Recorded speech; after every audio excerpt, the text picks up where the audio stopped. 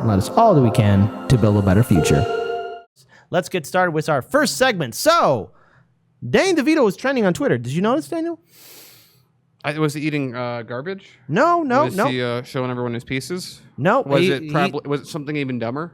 No. Here's the thing. It has to deal with Twitter and how they took away his blue check mark. So something had to happen. Something controversial.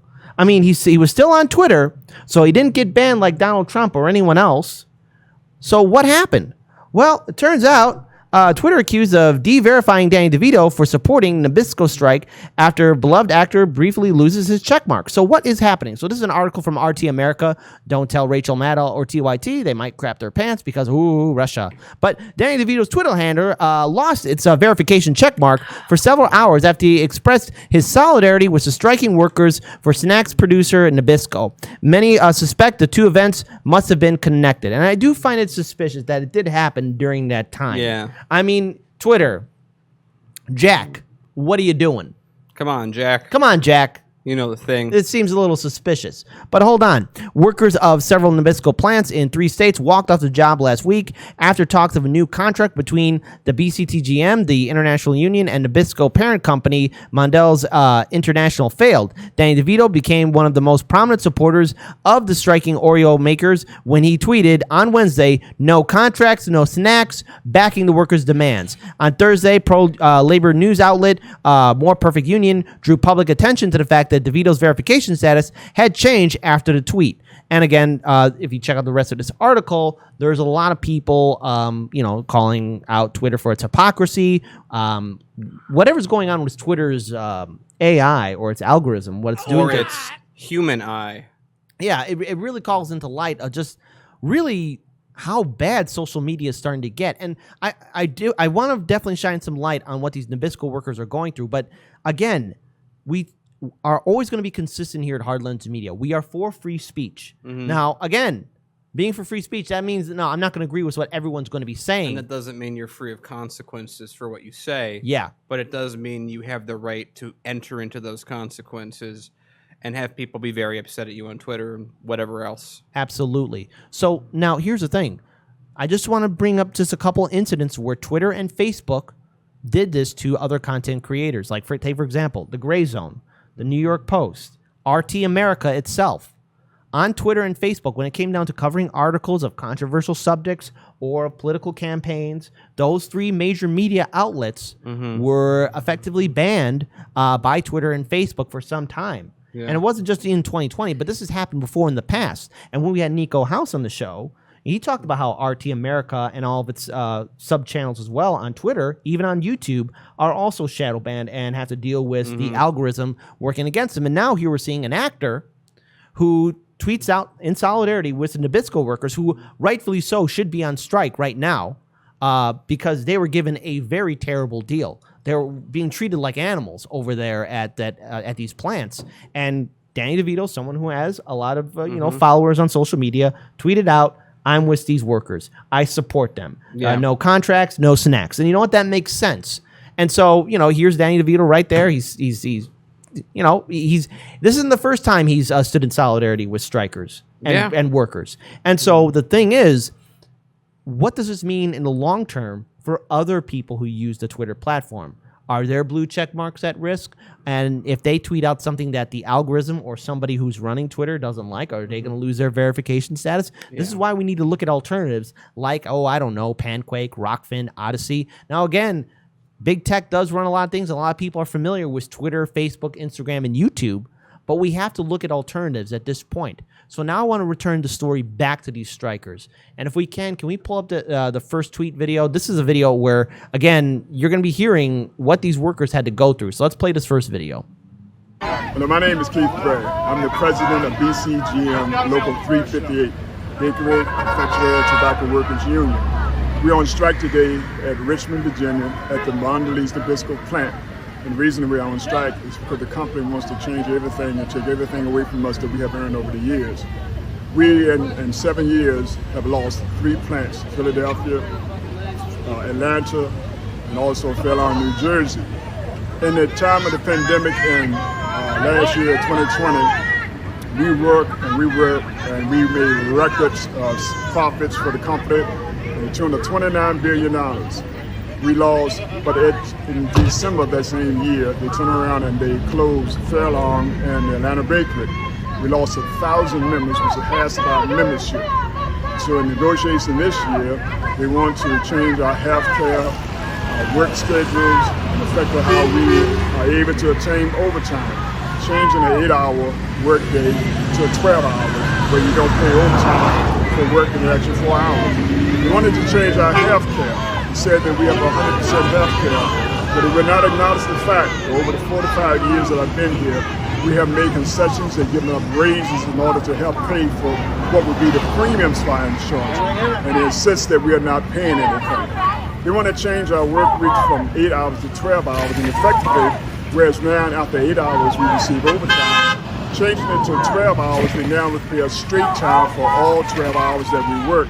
And we would be working 12 hours every time we work, however that schedule falls out. To change the overtime where we got 8 hours out before, we got overtime after 8 hours, and on the 6th and 7th day, which is Saturday and Sunday, we got time and a half of double time.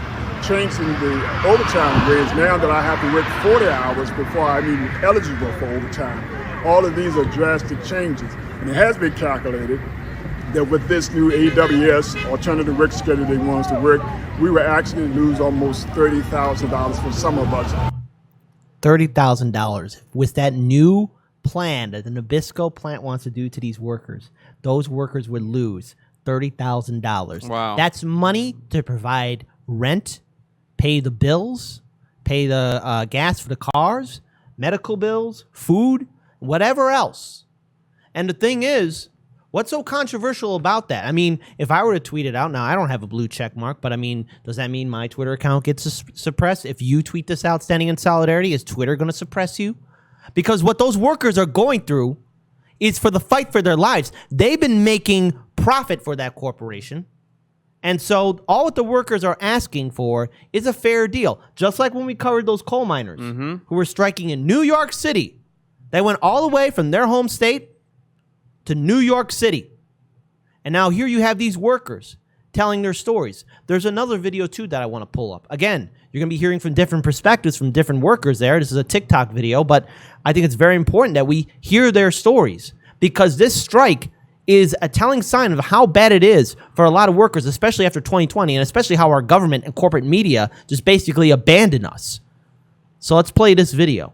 People can be forced to working up to 60, 70 days. I've personally worked 45 days in a row without a day off. We want to be treated like we're people instead of like slaves. They came with some demands in the last negotiation that were all takeaways. They wanted to take our overtime away. They wanted to put us on a 7-day work schedule, 12-hour days. They currently want to change our overtime pay so that if you work all that time, you will end up eventually getting paid less for working that amount of time. Your impact going to be about a $40,000 a year loss for all the workers across the board. They've actually closed 2 factories recently, and they don't disclose where the production's going, but we know it's going to Mexico. We don't want you to buy Nabisco products, not during our strike. When we come back to work, we want you to support Nabisco products, but only Nabisco products made in America. If you read the back of the label, it will say made in America, or made in Mexico, or made in Canada. All right, so there you go. You're hearing what these workers have to go through. Yeah. You're hearing how they're being screwed over. You're hearing how they're being treated like animals. You're hearing how they're losing their benefits, how they're losing pay, and how, again, the corporation is giving them a crappy deal. So you know what? We all should be standing in solidarity with these Nabisco strikers. And I'm now really concerned, again, is this going to be a growing trend on Twitter, Facebook, and Instagram, and YouTube of people losing their, I don't know, check marks or being deplatformed or being demonetized? The sad fact is, and I hate to speak early on this, the answer is yes.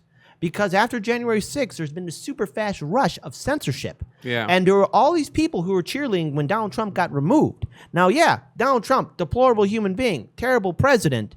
But this opened the floodgates for everyone to be on the chopping block. So the thing is, when it comes down to free speech, there must be consistency. And that means Twitter, Instagram, Facebook, and YouTube do not have the right to start deplatforming people or removing their check marks because what? They're standing in solidarity for something? And Daniel, you made a great point about free speech, and I want you to say it again one more time. Yeah, you're free to say what you want. We believe that everyone should be able to say what they want and be free to say what they want, but you're also not free of the consequences of that. And I very much worry along what Kit's saying is if people are striking Nabisco, but everyone that talks about it has their check mark removed and no one hears it, what's the effect of their strike? So Twitter is and again, Twitter, come out and explain to us how there was a systemic error and a check mark was pulled off. By the way, does everyone notice that whenever this happens and they have to claw back because of public pressure, they're never like, yeah, we thought we can get away with it, but we didn't. Or, hey, we thought we can get away with it, but people noticed. It's always, it was the system had a bug in it, and we just so happened to always line up in the same. For how Jimmy would always talk about it, isn't it interesting that whenever a mistake is made, it's always made in the same exact way every single time? There are not stories where, I don't know, some famous Hollywood person gets their check mark removed when they cheer on bombing Syria or something of that nature. But when Danny DeVito stands in solidarity with strikers, it just goes away for a little bit. Yeah.